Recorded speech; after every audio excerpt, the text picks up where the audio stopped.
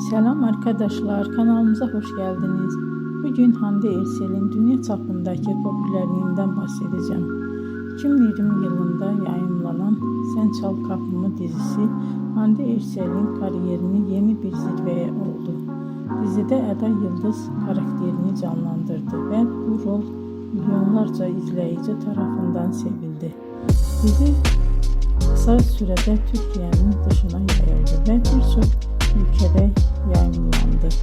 Böylece Hande Erçel uluslararası bir televizyon yıldızına dönüştü.